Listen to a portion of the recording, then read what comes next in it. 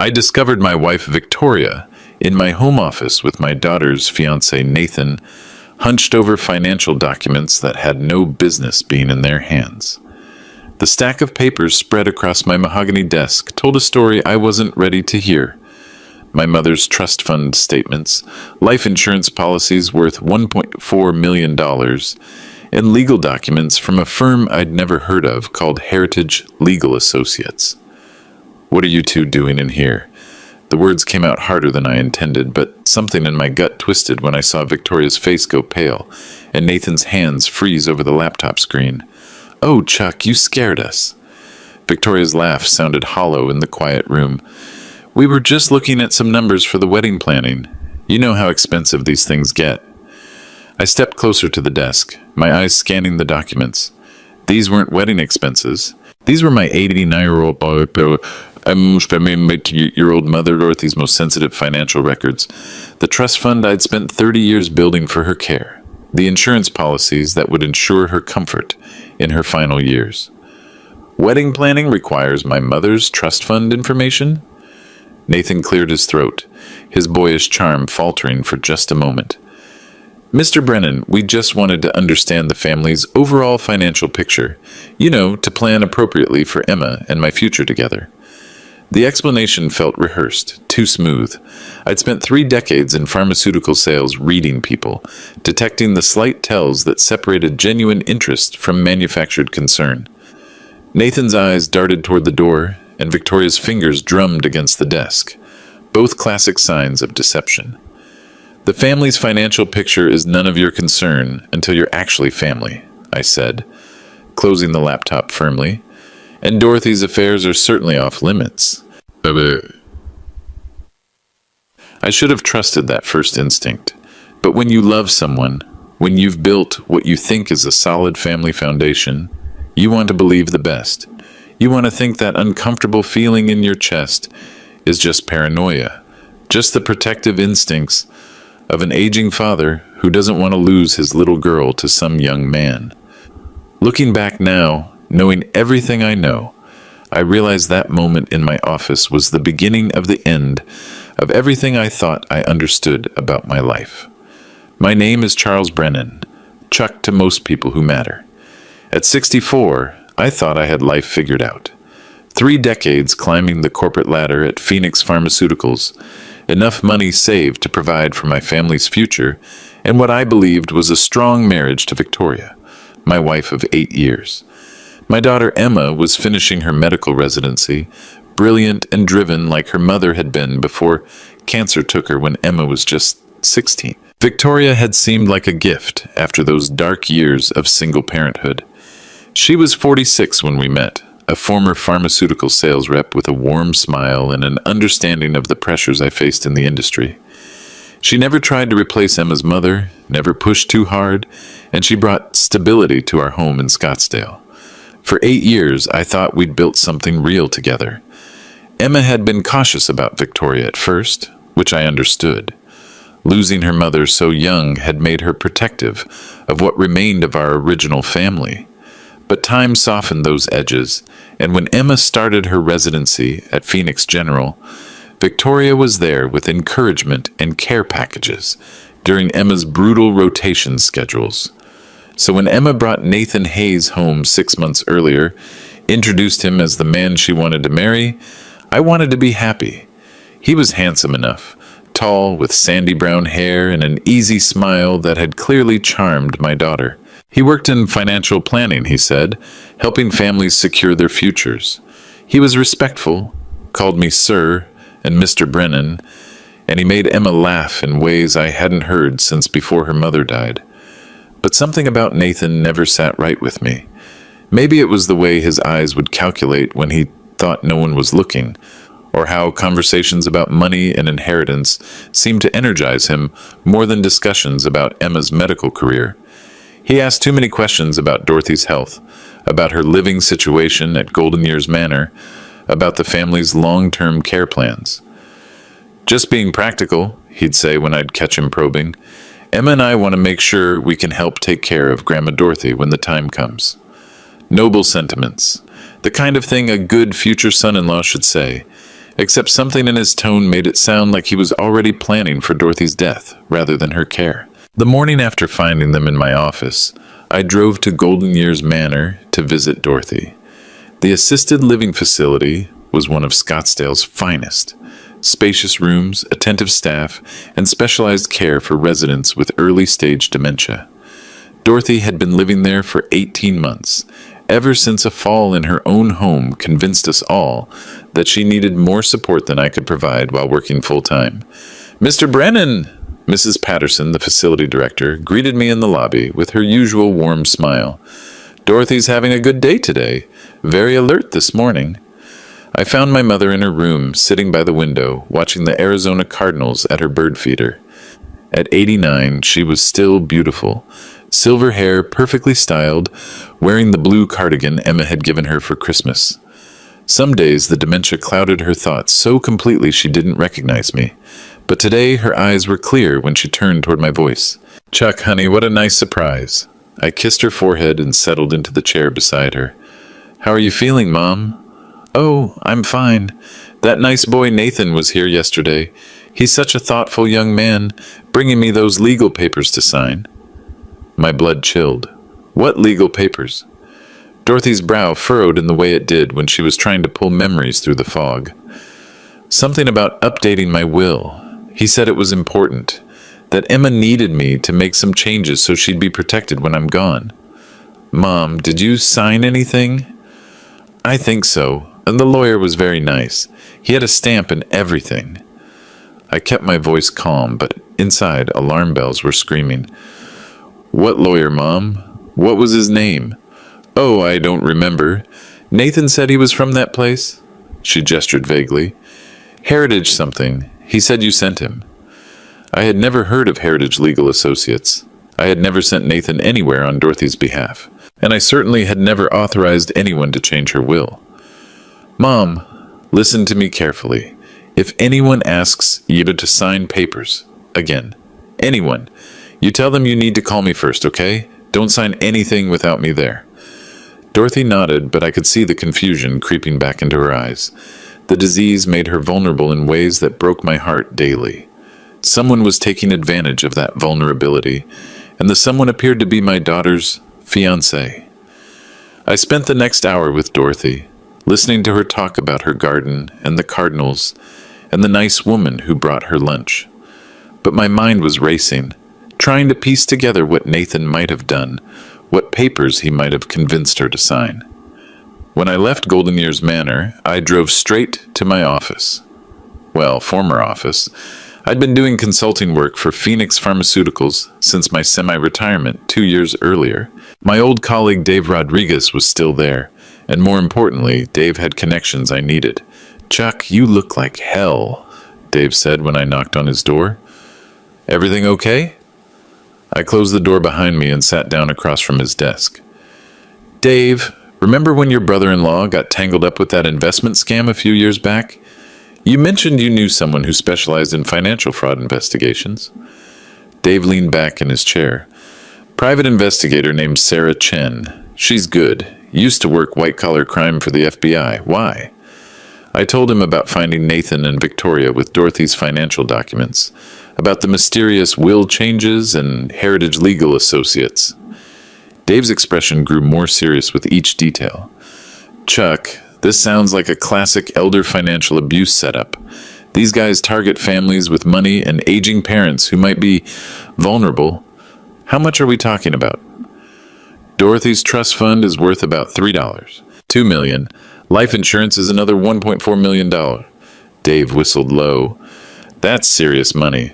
Enough to make some people do very dangerous things. You need to document everything and probably contact Adult Protective Services. I need to be sure first. I can't destroy my daughter's relationship and my marriage based on a feeling." "Feelings keep you alive sometimes," Dave said, "but you're right to gather evidence first. Let me call Sarah." That evening, I sat in my home office researching Nathan Hayes online. His LinkedIn profile showed employment at Financial Planning Solutions, a company that claimed to help families with investment strategies and estate planning. The website looked professional enough, but something felt off about it. Too generic, too new, too perfect. Financial planning solutions had been incorporated just 8 months earlier. The company address was a strip mall in Tempe. No client testimonials, no detailed staff biographies, no track record of success stories. For a financial planning firm handling client assets, it was remarkably thin on substance. I dug deeper into Nathan's background. He claimed to have graduated from Arizona State University with a finance degree, but ASU's alumni directory had no record of a Nathan Hayes in their business school for the years he would have attended. His previous employment history was vague, a few jobs at companies that either no longer existed or had no online presence. But the real shock came when I searched for Nathan Hayes in Nevada. The first result that popped up was a marriage certificate from Clark County, Nevada, dated March 15, 2019. Nathan James Hayes had married Jessica Marie Rodriguez in Las Vegas. The marriage was still active according to Nevada public records. Nathan was already married. He had been married for almost 5 years when he started dating my daughter. I stared at the computer screen, reading the marriage certificate over and over, hoping I was misunderstanding something. But the details were clear. Nathan's full name, his date of birth, his social security number. This was the same man who had been coming to our family dinners for 6 months, who had asked for my blessing to marry Emma, who was planning a wedding for next spring. My hands shook as I printed the marriage certificate. Jessica Rodriguez Hayes. What kind of life was she living while her husband seduced my daughter? Did she know what Nathan was doing, or was she another victim? I searched for Jessica Hayes in Nevada and found more disturbing information. She had 2 young children, ages 4 and 6, listed on school enrollment records in Henderson, Nevada. Nathan wasn't just a married man. He was a father abandoning his family to con mine. But the marriage certificate was just the beginning. A broader search revealed that Nathan Morrison, apparently another name he used, had been arrested 3 times in California for fraud-related charges. One conviction resulted in 2 years probation for identity theft. Another case involved forging signatures on loan documents. The pattern was clear and terrifying. I was looking at the profile of a professional con artist who had infiltrated my family. Sleep didn't come that night. I lay next to Victoria, watching her breathe, wondering how much she knew. Was she another victim of Nathan's charm, or was she complicit? The way she'd defended their presence in my office, the smooth way she'd explained away their access to Dorothy's financial information, it all felt too coordinated to be innocent. At 3 a.m., I gave up on sleep and returned to my office. I needed to understand exactly what Nathan and Victoria had been looking at on my computer. My laptop had a browser history that might tell me which websites they'd visited, which documents they'd accessed.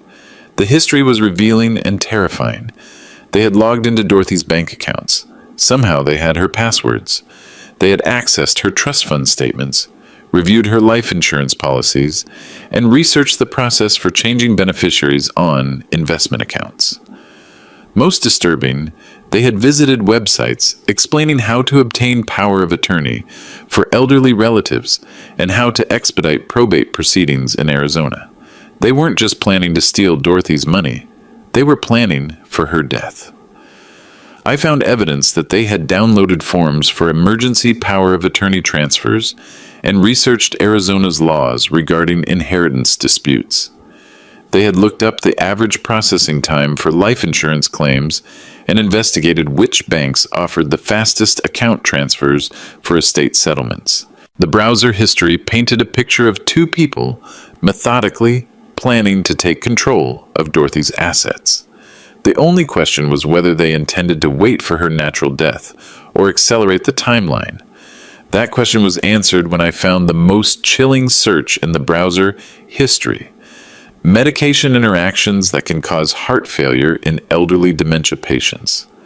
Nathan and Victoria weren't just planning to steal from Dorothy, they were planning to kill her.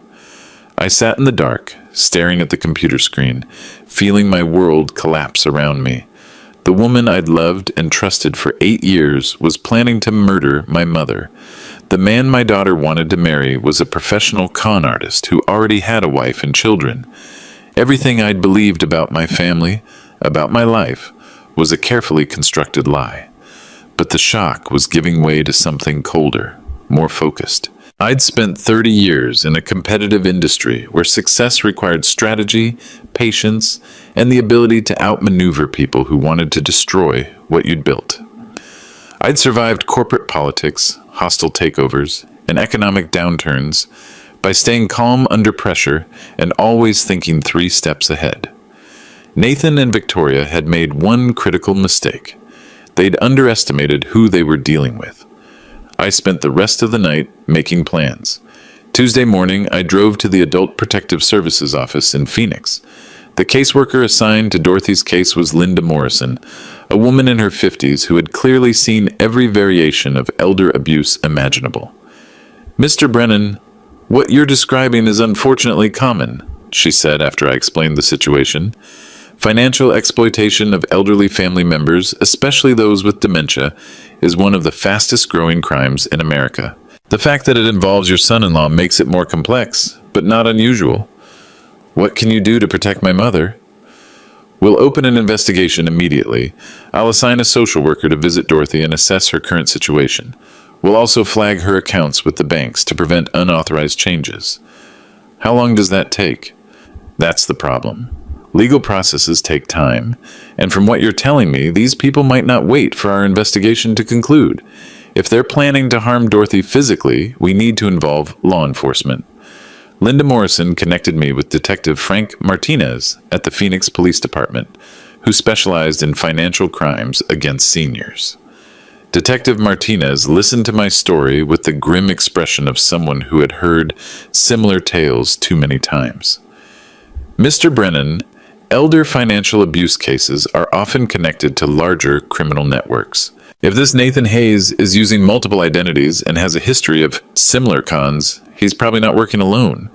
"What do you mean?" "These operations typically involve several people playing different roles.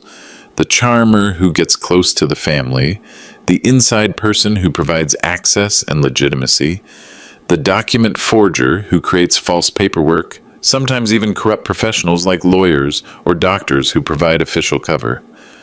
I thought about Victoria's role in all this. "You think my wife is part of a larger operation?" "It's possible. 8 years is a long time to maintain a cover identity, but we've seen deeper infiltrations. The important thing right now is protecting your mother and gathering evidence that will hold up in court." Detective Martinez explained the process for building a case against Nathan and Victoria. I would need to document every interaction, record conversations where possible, and gather financial records that showed unauthorized access to Dorothy's accounts. Most importantly, I needed to avoid confronting them directly until law enforcement was ready to act. "If they suspect you know what they're planning, they might accelerate their timeline," he warned. "That could put Dorothy in immediate danger." I left the police station with a recording device and instructions for gathering evidence. The next phase of my plan required careful acting, pretending normalcy while building a case that would destroy the people who had infiltrated my family. That evening, Victoria and I had dinner at our usual restaurant, a quiet Italian place where we'd celebrated anniversaries and birthdays. She seemed relaxed, affectionate, completely unaware that I knew about her plans to murder my mother. "You seem distracted, Chuck. Everything okay?" I forced a smile. "Just work stress. The consulting project for Phoenix Pharma is more complex than I expected." "You work too hard. Maybe it's time to fully retire. Spend more time with family." The irony was suffocating. Victoria was talking about spending time with family while planning to kill the most vulnerable member of that family. "Speaking of family," I said carefully, "Emma mentioned that Nathan has been helping Dorothy with some paperwork. That's thoughtful of him." Victoria's expression didn't change, but I caught a brief tension around her eyes. "He's very responsible, always thinking about how to help." "What kind of paperwork?" "Oh, just updating some of her legal documents, making sure everything is current for her care." "I should probably review whatever changes she's making. As her son, I want to make sure her wishes are being followed." Now the tension was visible. Victoria set down her wine glass and leaned forward. "Chuck, Dorothy specifically asked that Nathan handle this privately. She's worried about being a burden, and she wanted to update things without causing family drama." "Drama about what?" "About money, Chuck. About inheritance. You know how these things can tear families apart. I kept my voice level, but inside I was marveling at Victoria's performance. She was smoothly deflecting my questions while making it seem like Dorothy's desire for privacy was driving the secrecy. I think I should still be involved. She's my mother. Of course. And Nathan isn't trying to exclude you. But Dorothy asked him to help because he understands these legal issues and she trusts him. She doesn't want to bother you with details when you're so busy with work. Everything Victoria said sounded reasonable on the surface, but I now understood the manipulation beneath it. She was using my mother's dementia and my work schedule to justify excluding me from decisions about Dorothy's own financial affairs. Maybe I'll mention it to Dorothy when I visit her this weekend. Victoria's hand tightened almost imperceptibly around her wine glass. I think that might upset her. Nathan said she's been very fragile lately, getting confused when too many people ask her about the same things. I nodded as if accepting her explanation, but I was mentally recording every word. Victoria was actively discouraging me from talking to Dorothy about the will changes, using my mother's mental condition as a reason to keep me away from the truth. The conversation confirmed what I'd already suspected. Victoria was fully complicit in Nathan's scheme. This wasn't a case of Nathan manipulating my naive wife. Victoria was an active partner in planning my mother's murder. Wednesday morning, I met with Sarah Chen, the private investigator Dave Rodriguez had recommended. Sarah's office was in a nondescript building in Tempe, but her credentials were impressive. 15 years with the FBI's white-collar crime division, specializing in financial fraud and organized criminal enterprises. Mr. Brennan, I've reviewed the information you provided about Nathan Hayes. This case fits a pattern we've been tracking across multiple states. Sarah spread a series of documents across her desk. Nathan Morrison, which appears to be his real name, has been linked to elder fraud cases in California, Nevada, and now Arizona. But he's not working alone. We believe he's part of a larger network that targets wealthy families with aging parents. How many victims? At least 8 that we can confirm, possibly more. The pattern is always the same. A young man infiltrates a family through romance with an adult daughter, gains access to financial information about elderly relatives, then manipulates those relatives into changing their wills or transferring assets. Sarah showed me photographs of Nathan with different women in different cities, using slightly different identities but the same basic con.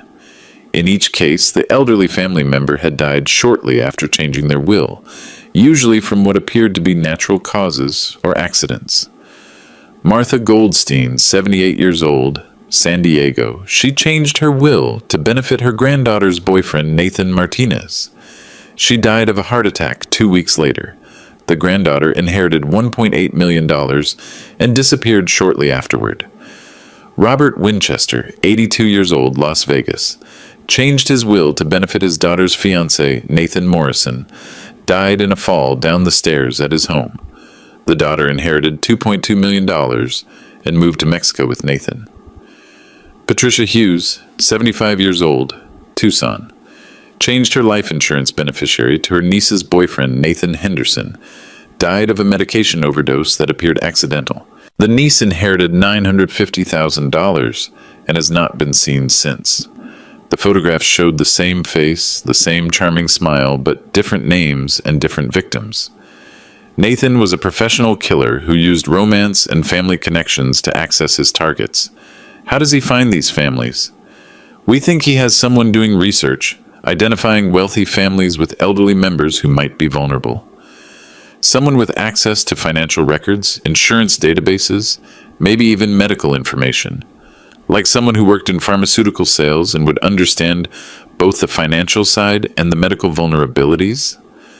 Sarah nodded grimly, like your wife Victoria. The scope of the conspiracy was becoming clear. Victoria hadn't just fallen for Nathan's charm. She was likely his partner, possibly his primary recruiter, using her professional background to identify suitable targets and her position in families to provide access and legitimacy. What about Jessica, Nathan's wife in Nevada? We haven't been able to locate Jessica Hayes. It's possible she's another victim, or she might be part of the operation. Nathan could be using the legal marriage to establish residency and financial accounts in different states. Sarah explained that building a federal case against Nathan would require coordination between multiple law enforcement agencies. The FBI was already investigating the network, but needed more evidence to make arrests that would stick. What you've discovered about Dorothy could be the breakthrough we need. If we can document Nathan and Victoria attempting to harm Dorothy, we can arrest them and potentially uncover the entire operation. What do you need from me? We need you to go undercover, in a sense. Continue acting normal while we document their activities.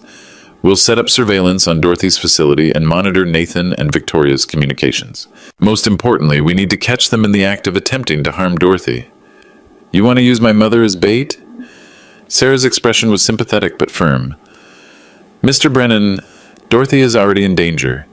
Nathan and Victoria are going to make their move soon, probably within the next week or two. Our choice is whether that happens with law enforcement protection and documentation, or whether it happens without any safeguards at all.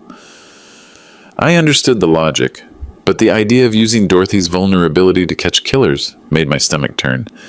Still, Sarah was right. Nathan and Victoria were going to act regardless of what we did. The only question was whether law enforcement would be ready when they moved. What kind of protection will Dorothy have? We'll place undercover agents in the facility as staff members. We'll monitor all visitors and install surveillance equipment in Dorothy's room. She'll never be alone with Nathan or Victoria unless we're watching and recording everything. I agreed to cooperate with the federal investigation, but I insisted on one condition. Emma had to know the truth about Nathan before law enforcement moved. Whatever happened to Nathan and Victoria, Emma deserved to understand what kind of man she'd planned to marry. That evening, I drove to Emma's apartment near the hospital. She was exhausted from a double shift in the emergency room, still wearing scrubs and looking forward to a quiet night at home. I hated that I was about to destroy her world, but she needed to know what we were dealing with. "Dad, what's wrong? You look terrible." I sat down at her kitchen table and pulled out the printed marriage certificate. "Emma, I need you to look at something. I need you to stay calm and listen to everything I have to say before you react."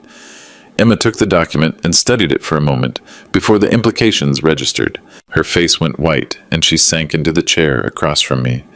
"This can't be real." "It's real, sweetheart. Nathan has been married to Jessica Rodriguez for almost 5 years. They have 2 children together in Nevada." Emma stared at the paper, her hands trembling.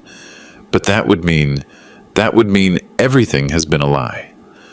I told her about finding Nathan and Victoria in my office, about the will changes, about the browser history showing research into killing elderly dementia patients. With each revelation, I watched my daughter's face cycle through disbelief, horror, and finally a cold anger that reminded me of her mother's strength. He was going to kill Grandma Dorothy? That's what the evidence suggests. Emma, there's something else. Nathan isn't his real name. He's done this before, in other cities, with other families. We think he's part of a network that targets wealthy, elderly people. Emma was quiet for a long time, processing everything I'd told her. When she finally spoke, her voice was steady but filled with rage. "How can I help?" "The FBI is setting up a sting operation. They want to catch Nathan and Victoria in the act of trying to harm Dorothy. But Emma, you have to keep acting normal until they make their move. Nathan can't know that you know the truth." "How long?" "Probably within the next week. They think Nathan and Victoria are getting ready to accelerate their timeline." Emma nodded, and I could see her shifting into the focused, analytical mindset that made her an excellent doctor. "Dad, there's something else you need to know. Last week, Nathan asked me about Dorothy's medications. He wanted to know about drug interactions with her dementia treatment." My blood went cold. "What did you tell him?" I thought he was just being concerned, so I explained how certain medications could be dangerous for elderly patients with cognitive issues. I even mentioned that some combinations could cause cardiac arrest that might look natural. Emma had unknowingly provided Nathan with the medical knowledge he needed to kill Dorothy without raising suspicion. The manipulation was even deeper than I'd realized. Nathan wasn't just using Emma for access to the family. He was using her medical expertise to plan the perfect murder. "Emma, that's not your fault. You couldn't have known what he was planning. I gave him a roadmap for killing my own grandmother. I reached across the table and took her hands. And now you're going to help us stop him. Thursday morning, FBI Special Agent Rachel Torres arrived at Golden Years Manor, disguised as a new nursing supervisor. She was joined by Agent Mike Sullivan, who took a position as a maintenance worker. Both agents had extensive experience with elder abuse cases and understood the delicate balance required to protect Dorothy while gathering evidence. Agent Torres briefed me on the surveillance setup. We've installed hidden cameras and audio equipment in Dorothy's room and the common areas. We've also placed trackers on Nathan and Victoria's vehicles and are monitoring their phones. What about Dorothy? Does she know what's happening? We've explained that she needs to be extra careful about signing any documents and that she should alert staff if anyone asks her to take any new medications. We can't tell her everything because of her dementia, but she understands that some people might try to trick her. The plan was for me to continue normal activities while law enforcement gathered evidence. But normal felt impossible when I knew killers were planning to murder my mother within days. Thursday evening, Victoria suggested we have dinner with Emma and Nathan. It's been too long since we've all been together as a family, she said with a smile that now looked predatory to me. We met at a steakhouse in Scottsdale, and I watched Nathan perform his charm routine with new understanding. He was solicitous toward Victoria, respectful toward me, and affectionate with Emma. To any observer, he looked like the perfect future son-in-law. Only I knew that everything about him was a carefully constructed lie. Mr. Brennan, I've been thinking about Dorothy, Nathan said over dinner. Emma mentioned that she's been having some trouble with her new medication regimen. Maybe I should stop by this weekend and see how she's doing. Emma kept her expression neutral, but I could see the effort it required. That's thoughtful, Nathan. I know Grandma Dorothy enjoys your visits. I just want to make sure she's comfortable. Sometimes elderly people don't like to admit when medications are making them feel worse. Nathan was laying the groundwork for his visit to Dorothy, establishing a caring concern that would justify spending time alone with her. I forced myself to nod approvingly. Dorothy appreciates how thoughtful you've been with her legal affairs, too. It means a lot that she has someone she can trust with those complicated documents. Nathan's smile flickered for just a moment. I just want to make sure everything is properly organized for her future care. No one wants to burden family with complicated paperwork during difficult times.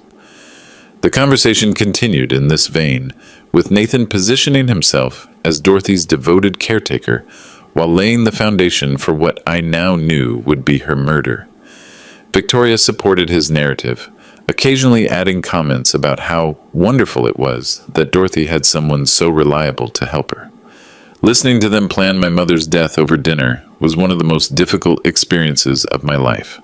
I had to maintain the facade of a grateful father-in-law while internally cataloging every word for the FBI investigation. Friday morning, Agent Torres called with an update. Nathan made a reservation for Saturday evening at Golden Years Manor. He told the staff he wants to bring Dorothy her favorite dessert and spend some quiet time with her. Saturday evening, that's when they're planning to kill her. We'll be ready. We've positioned additional agents in the facility, and we have backup units standing by. Nathan won't be alone with Dorothy for a second. I spent Friday in a state of controlled anxiety, going through the motions of normal life while knowing that everything would change in 24 hours. I reviewed quarterly reports for Phoenix Pharmaceuticals, returned phone calls from colleagues, and had a normal conversation with Emma about her residency schedule. But underneath it all, I was counting down hours until the confrontation that would either save Dorothy or expose our entire investigation. Friday evening, Victoria was unusually affectionate, suggesting we open a bottle of wine and watch a movie together. I realized she was probably feeling guilty about what was planned for Saturday, or perhaps she was nervous about the execution of their plan. Either way, her attention felt like poison. You seem tense lately, Chuck. Is work bothering you? Just the usual stress. Nothing a good weekend won't cure. Nathan and I thought we might visit Dorothy tomorrow evening. He picked up some of those chocolate cookies she loves from that bakery downtown. I nodded, knowing those cookies would likely be laced with the medication that Nathan planned to use to stop Dorothy's heart. That's thoughtful. She'll enjoy the company. We should probably go together. Make it a family visit. Victoria was inviting me to witness Dorothy's murder, possibly thinking that having me present would make the death appear more natural and above suspicion. The audacity was breathtaking, but I kept my reaction neutral. I'd like that. What time were you thinking? Nathan suggested around 8 o'clock. Visiting hours end at 9, so it won't be a long visit. 1 hour to kill my mother. That's how long Nathan estimated he would need. Saturday dragged endlessly. I spent the morning at the gym trying to work off nervous energy, then met Dave Rodriguez for lunch. Dave knew about the investigation and could see the strain I was under. How are you holding up? 24 hours ago, I thought I had a normal family. Tonight, I'm going to watch federal agents arrest my wife and daughter's fiancé for planning to murder my mother. How do you think I'm holding up? This isn't your fault, Chuck. These people are professionals. They've done this before, and they'll do it again if they're not stopped. I keep thinking about Emma. How does she recover from something like this? How does she ever trust anyone again? Emma's strong. She's got your backbone and her mother's heart. She'll survive this, and she'll be grateful that you protected Dorothy. That evening, Victoria dressed carefully for our visit to Golden Years Manor, choosing a conservative blue dress that made her look trustworthy and maternal. Nathan arrived at our house promptly at 7:30, carrying a bag from Dorothy's favorite bakery and wearing an expression of genuine concern. "How's Dorothy been feeling today?" he asked as we drove to the facility. "She had a good morning, according to the staff," I replied. "Alert and comfortable." "That's wonderful. I brought those chocolate chip cookies she mentioned liking. I thought they might brighten her evening." I looked in the rearview mirror and saw Nathan holding the bag of cookies, knowing they contained enough medication to kill a healthy adult, let alone an elderly woman with a heart condition. In a few hours, this normal-looking young man would be in federal custody, charged with conspiracy to commit murder. We arrived at Golden Years Manor at exactly 8 o'clock.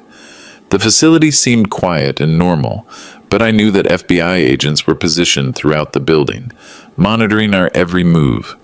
Dorothy was in her room, sitting by the window, watching the evening light fade over the desert.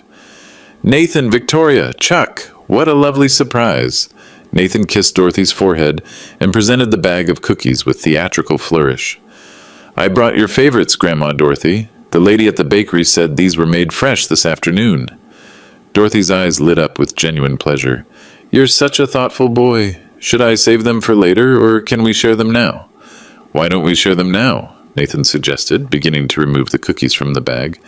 "I thought we could have a little party, just the four of us." I watched Nathan's hands as he arranged the cookies on a plate Dorothy kept by her window. His movements were careful, deliberate, and I realized he was probably selecting specific cookies that contained the lethal medication. "Nathan, before we eat, I want to talk to you about something," I said, moving to position myself between him and Dorothy. Nathan looked up, his expression curious but alert. "Of course, Mr. Brennan. What's on your mind?" "I want to talk about Jessica." The change in Nathan's demeanor was immediate and dramatic. His charming mask dropped completely, replaced by the cold calculation of a predator who realized his cover was blown. Victoria went rigid in her chair, her eyes darting between Nathan and the door. "I don't know what you mean," Nathan said slowly. I pulled out the marriage certificate and placed it on Dorothy's bedside table. "Jessica Rodriguez Hayes, your wife of 5 years, the mother of your 2 children in Nevada." Nathan stared at the document, his mind clearly racing through options. Dorothy looked confused, looking back and forth between Nathan and the papers. "Chuck, what's going on?" Victoria asked, but her voice carried no surprise, only wariness. "What's going on, Victoria, is that I know about the plan to kill my mother tonight. I know about the medications in those cookies. I know about the forged will documents and the life insurance changes. I know about Martha Goldstein, Robert Winchester, and Patricia Hughes." Nathan's hand moved toward his jacket pocket, and I tensed, wondering if he was carrying a weapon. But before he could complete the motion, FBI agent Torres stepped through Dorothy's door, followed by Agent Sullivan and 2 additional agents. "Nathan Morrison, you're under arrest for conspiracy to commit murder, elder abuse, fraud, and identity theft," Agent Torres announced, drawing her weapon. "Step away from Mrs. Brennan and place your hands behind your back." Nathan's shoulders sagged in defeat, but Victoria jumped to her feet, her face twisted with rage. "You bastard!" she screamed at me. "You have no idea what you've done. Nathan, tell him about the others. Tell him about what happens to people who interfere with our business." "Victoria Brennan, you're also under arrest," Agent Sullivan said, moving to restrain her as she tried to reach the door. As the agents handcuffed Nathan and Victoria, Dorothy watched with wide, confused eyes. "Chuck, I don't understand. What's happening? Why are these people arresting Nathan?" I sat down beside her and took her hand. "Mom, these people were trying to hurt you. They wanted to steal your money, and they wanted to hurt you. But Nathan is such a nice boy. He's going to marry Emma." "No, Mom. Nathan is already married to someone else. He was lying to all of us." Agent Torres was reading Nathan his rights when he suddenly looked up at me with a cold smile. "You think you've won something, old man? You have no idea how many people are involved in this operation. Jessica isn't my wife. She's my handler. There are 12 families just like yours being worked right now across 6 states. Victoria laughed bitterly from where she was being restrained. "You destroyed your own daughter's life for nothing, Chuck. Emma will never forgive you for ruining her chance at happiness." "Emma already knows the truth about Nathan," I replied. "She knows everything." Nathan's confident expression faltered for the first time. "That's impossible. Emma loves me. Emma loves who she thought you were. But she's a doctor, Nathan. When I showed her your research into medication interactions that could kill elderly dementia patients, she understood immediately what you were planning." Agent Torres finished reading Nathan his rights and turned to me. "Mr. Brennan, we need you to come with us for a formal statement. We also need to secure those cookies as evidence." As Nathan and Victoria were led away in handcuffs, I stayed with Dorothy until a social worker from Adult Protective Services arrived to explain what would happen next. Dorothy's dementia made it difficult for her to process the evening's events, but she seemed to understand that bad people had been trying to hurt her, and that she was now safe. "Will I see Nathan again?" she asked as the social worker helped her prepare for bed. "No, Mom. Nathan won't be visiting anymore." "That's probably for the best. I never really liked those cookies he brought." I spent 3 hours at the FBI field office providing a detailed statement about Nathan and Victoria's activities. Agent Torres explained that the investigation was much larger than I'd realized. Nathan Morrison is part of a criminal network that's been operating for at least 5 years. They've stolen millions of dollars from elderly victims and are suspected in at least 15 deaths across 6 states. Your cooperation has given us the evidence we need to arrest the leadership of the entire organization. What about Jessica Hayes?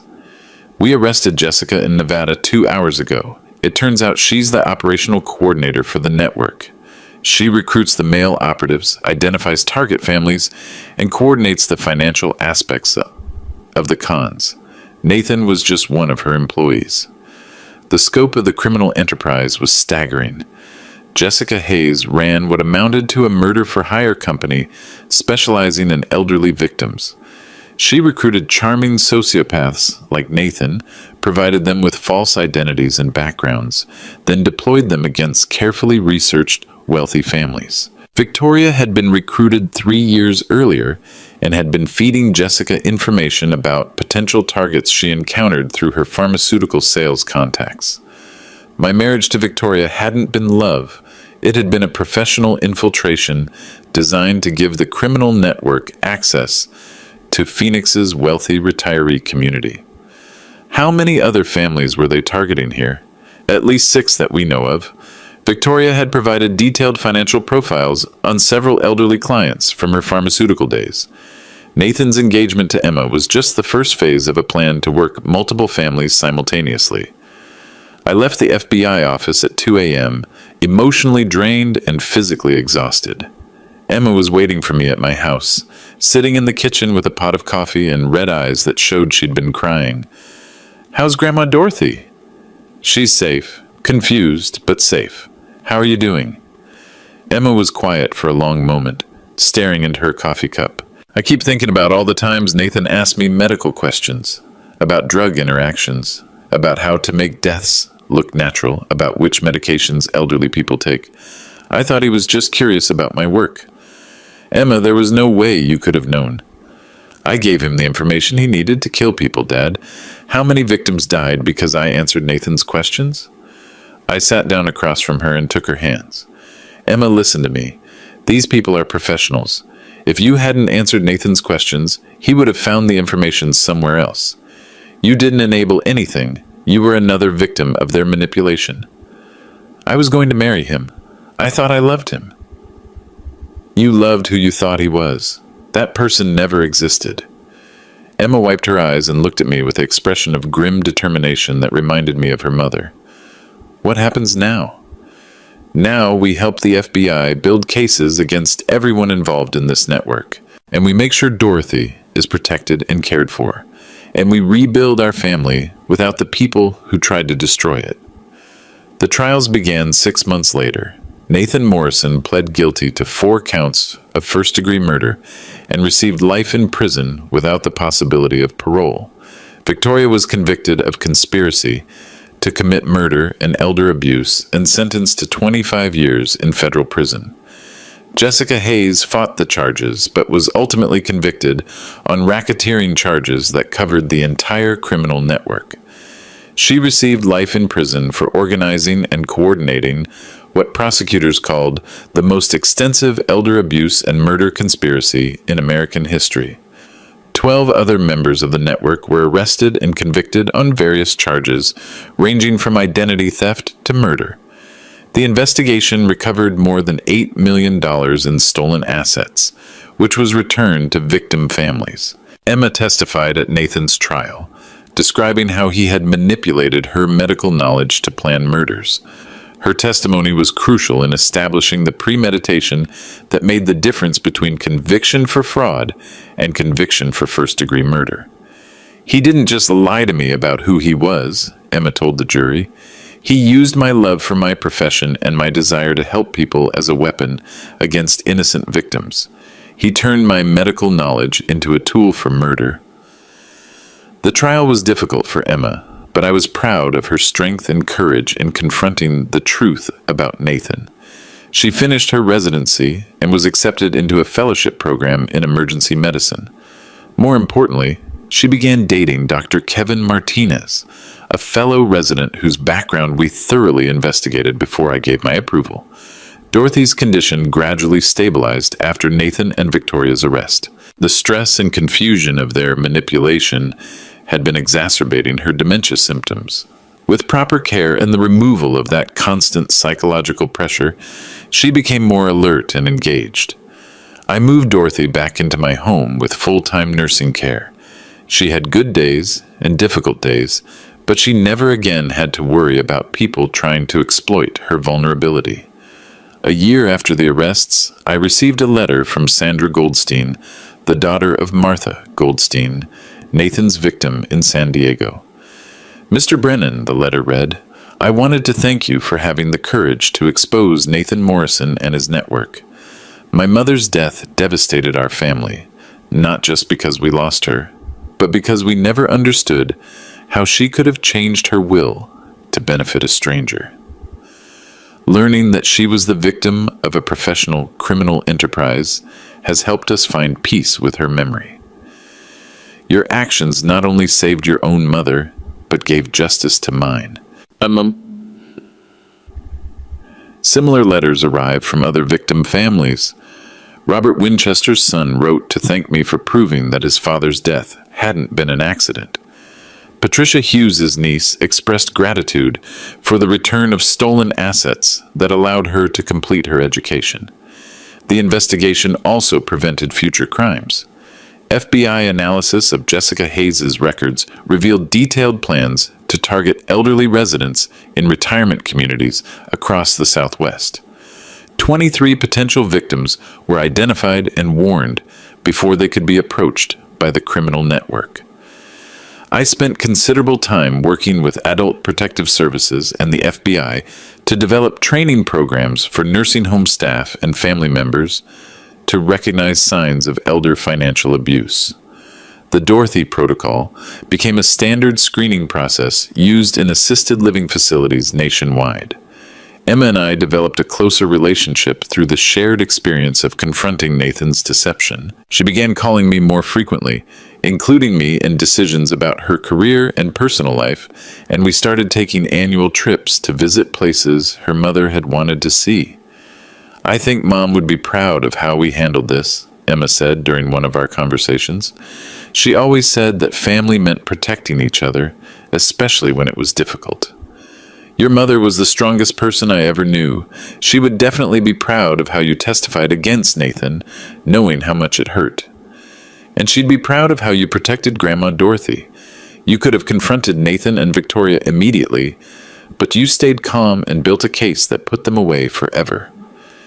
2 years after Nathan's arrest, I received an unexpected call from Agent Torres. "Mr. Brennan, I wanted to give you an update on something that might interest you. We've identified 3 additional criminal networks operating similar elder abuse schemes. In each case, investigators used techniques and awareness training that came directly from your case." "How many victims were protected?" 47 elderly potential victims were identified and safeguarded before they could be harmed. 18 members of these copycat networks have been arrested and convicted. The ripple effects of exposing Nathan and Victoria's conspiracy extended far beyond my family. The case had helped law enforcement understand how these criminal networks operated and had provided tools for protecting other vulnerable elderly people across the country. Dorothy lived for 3 more years after Nathan's arrest, spending her final time in comfort and security, surrounded by family who genuinely loved her. She died peacefully at home, with Emma and me holding her hands, her estate intact and her dignity preserved. At Dorothy's funeral, I reflected on everything that had happened since that evening I found Nathan and Victoria in my office. A criminal conspiracy that could have destroyed my family and killed my mother had instead become the catalyst for a national effort to protect elderly Americans from financial predators. Emma spoke at the service about how Dorothy's strength and love had inspired our family to fight for justice.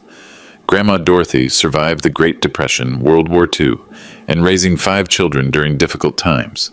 She wasn't going to let some criminals steal her final years of peace and security. After the funeral, Emma and I drove to the cemetery where her mother was buried. We hadn't visited together in several years, but facing Dorothy's death had reminded us both of how precious and fragile family bonds can be. "I think I understand now why you and Mom worked so hard to build financial security," Emma said as we stood by her mother's grave. "It wasn't just about money. It was about dignity and independence and the ability to make your own choices about how to live." That's exactly right. Nathan and Victoria weren't just trying to steal money. They were trying to steal Dorothy's right to control her own life. As we drove home from the cemetery, Emma told me about her plans to specialize in emergency medicine for elderly patients. "I want to use what I learned from Nathan's manipulation to help other families recognize when their elderly relatives might be in danger." "Your mother would love that. She always said you'd find a way to help people." Looking back on everything that happened, I understand that my family was targeted by professional criminals who had successfully destroyed